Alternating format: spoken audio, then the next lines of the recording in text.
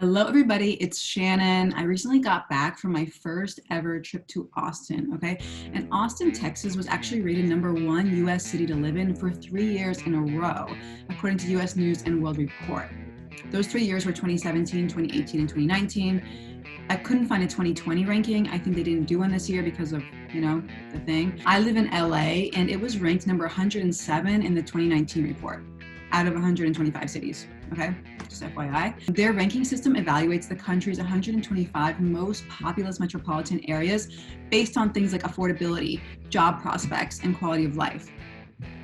The best places to live were determined in part using a public survey of thousands of individuals throughout the country to find out what qualities they consider important in a hometown. As for me, the 4th of July was coming up and I have relatives in Texas, so it was really the perfect opportunity to go and see for myself what makes Austin so great. I landed at Austin Airport on a Wednesday afternoon. I got my rental car and I settled into my apartment, which was in Hyde Park. It's a great area. Because of COVID, the traffic was pretty light. I heard that it's getting really bad in Austin, but thankfully, throughout the whole trip, the traffic never really got that bad. I settled in, walked around my neighborhood, I went to HEB. Hey guys, my first day in Austin. Look how cheap the gas is. Check out these cool shops. So there's a cheese house, cheese shop, and there's a fork that just graduated. It was super humid and that took some getting used to, especially coming from LA. But as long as you have great AC, you'll be fine. There's this saying called "keep Austin weird." I didn't think Austin was that weird, but I'm saying that as somebody coming from LA, and we can be pretty unconventional. I met a local there and I asked him what's the weirdest thing that happened to you in Austin? And he said one time he was waiting for an Uber outside of HEB and this individual who appeared to be homeless walked up near to him with 2 chickens on leashes. And he tied the chickens to the tree, the leashes, and then his Uber driver showed up. The Uber driver thought that they were his chickens. And the Uber driver freaked out because of animal cruelty. And then he cut the leashes, or he I guess untied the leashes from the trees, and the chickens started running away. So the guy who was waiting for the Uber, he picks up the chickens, has one under each arm. And he's like, okay, I need to get them to the owner. And the owner was inside HEB. So there's this passersby. He says, can you hold these chickens while I go find the owner? Yeah. On my second day in Austin, I drove to Mount Bonnell. Okay, I thought it was Mount Bonnell, but apparently it's Bonnell, according to other YouTube videos. Good morning. When you get to Mount Bonnell and you park, you go up 106 steps that take you to this kind of nice, you have these panoramic views of the city. I do not use a Stairmaster. That'll be apparent as we get to the top. When I was there, I met a couple of locals, real Texans. And by the way, Texans are super friendly. The locals told me about this place nearby called Mayfield Park. Mayfield Park and Nature Preserve. It's close to Mount Bonnell, and there you can check out peacocks and huge koi fish. It's totally free to enter, and there's plenty of parking, at least there was for me that day. After that, I drove to Zilker Botanical Gardens, okay, and you have to buy a ticket online, at least right now due to the pandemic. You buy the ticket online to get in. Tickets are $8 for non-Austinians, I guess it is. It was a really cool experience. I mean, there are trails taking you around waterfalls. There's a Japanese garden. They had this prehistoric garden, a rose garden, huge koi ponds and streams. It's just gorgeous, and it's mostly shaded too, so it's nice to walk around. After that, I think we finished, it was 2 p.m. and we were starving. So we went to this restaurant that my aunt had recommended. We just got to the Oasis on Lake Travis. And the food there, okay, the menu's not really extensive. It was a 1-page thing, 8.5 by 11, and maybe you can get burgers or tacos or nachos or something. But the food was pretty good, but the views are just amazing. As you can see, I'll put some pictures here. After lunch, I said, okay, I think we should walk off all the food. Let's find a park somewhere. I opened up Google Maps, and the closest thing was Hughes Park. Hughes Park was about 10 minutes from the restaurant. It's in a super nice area. You'll see as you drive those 10 minutes, really gorgeous homes there. And then you just park. We didn't pay a day pass fee or anything like that. You know, you could go swimming if you want. Unfortunately, I wasn't wearing my bathing suit, but it was so hot. Yeah, you'll want to swim there.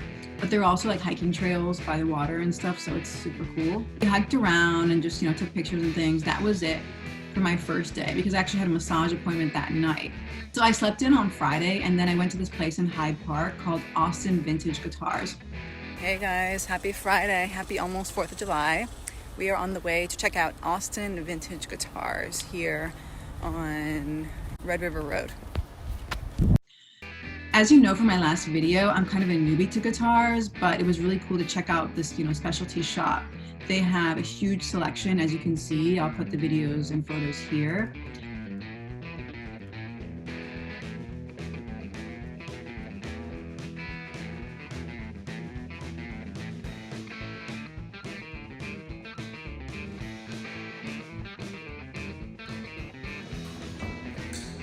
It's a 31 model Oasis key, and it's got banjo style keys. So this is a guitar that's super rare because they only made, I think, this style pickguard, which is a big deal to collectors, for like 1 year. So even though that seems insignificant, it's a big deal. In the afternoon, I met up with my friends at Barton Creek Greenbelt.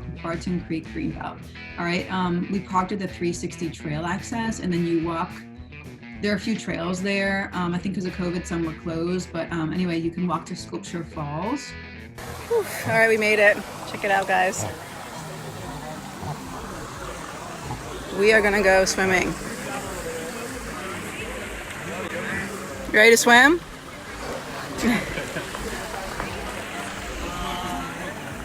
The watering hole was a really awesome experience. I never swum in one of those before. I never swam. I have to look that one up. That'll be in the next grammar video.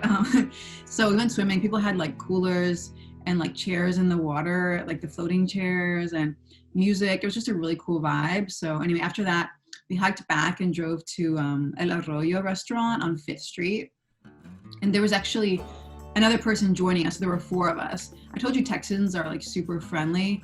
After dinner, we drove to Congress Bridge, and that's where the bats are, the infamous Austin bats. So apparently every night around sunset, bats fly out from under the bridge. That's why all these people are around here. It's really cool. You stand on the bridge. We still the left side if you're going south. Jesus. Wow.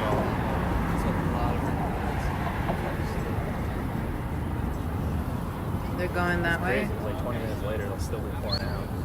Yeah, there's literally millions of them.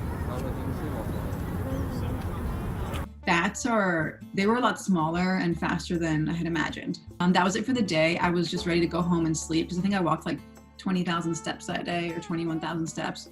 I forget how many miles it is, but it was a lot. I was tired. And the next day I was driving to Houston for the 4th of July with my cousins and my aunt and uncle.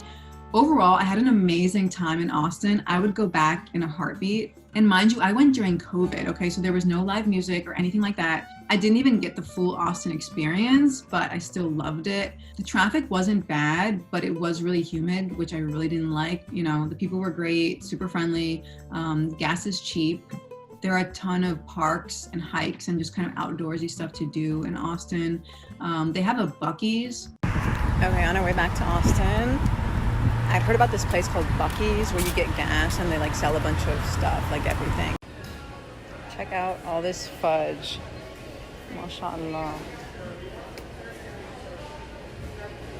And I don't know how to explain it. It's kind of like the Trader Joe's, but for gas stations. Like they have their own products, like their own food products. Like they have fudge and warm sugared cashews with almonds. And like I bought a pair of shorts there. Like they have bathing suits with Buc-ees logo on them. And so there's all this food and like gifts and things like that. It was a super fun time. Highly recommend a visit if you haven't been. I mean, not just to Buc-ees, but like to Austin in general. But you should check out Buc-ees if you are in Austin. That's it for today. Please like and subscribe and put your questions down below. And if you've been to Austin, or if you live there now, or if you lived there before, let me know what you think of the city. What do you like? What do you not like? What's weird about Austin? Is Austin staying weird in your opinion? Let me know, write it down below. Take care, guys. See you soon.